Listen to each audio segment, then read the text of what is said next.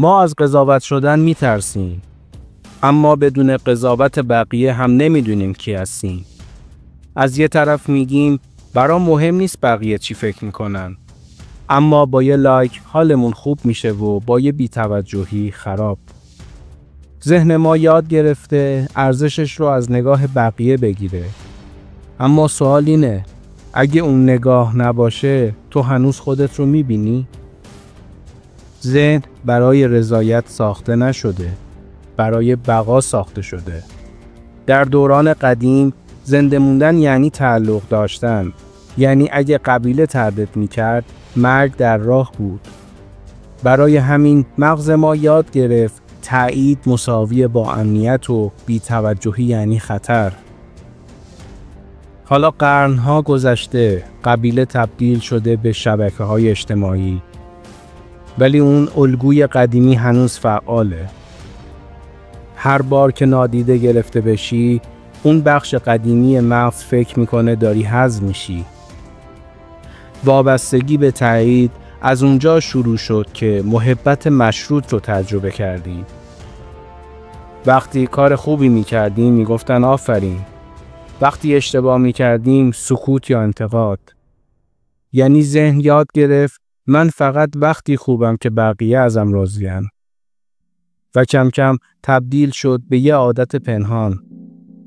حالا همون کودک درون ما هنوز دنبال یه آفرین تازه است. فقط اسمش عوض شده. لایک، نظر، فالو. ذهن تایید طلب چند تا علامت داره که نمیذاره رشد کنی. نمیتونی نه بگی چون میترسی طرد چی. مدام چک میکنی بقیه چی فکر میکنن.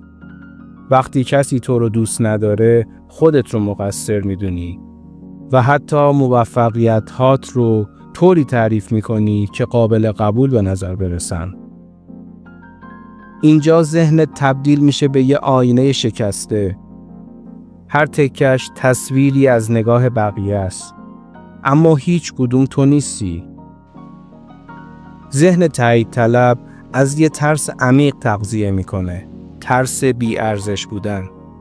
اما نکته اینجاست، هیچ مقدار تایید نمیتونه اون خلأ درون رو پر کنه، چون اون خلأ از درون شروع شده نه از بیرون. ارزش واقعی مثل تنفسه، تا وقتی خودت متوجهش نباشی حسش نمی‌کنی، ولی همین که آگاه شی بهش میفهمی همیشه همراهت بوده. رهایی از تایید طلبی با این جمله شروع میشه: من نمیتونم همه رو راضی نگه دارم و قرار هم نیست این کار رو انجام بدم. اولش ترسناکه، چون ذهنت فکر میکنه با از دست دادن تایید تنها میشی، اما در واقع تازه اونجا خودت رو پیدا میکنی. از اونجا به بعد رضایتت از درون میاد نه از بیرون، آروم ولی عمیق.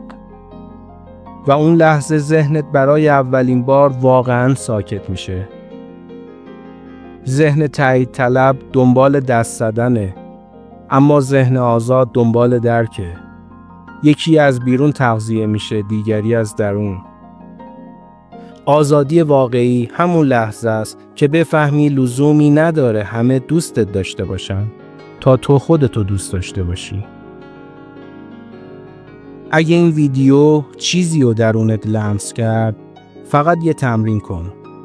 فردا یه کار بکن که هیچ کس نبینه و بازم ازش لذت ببر.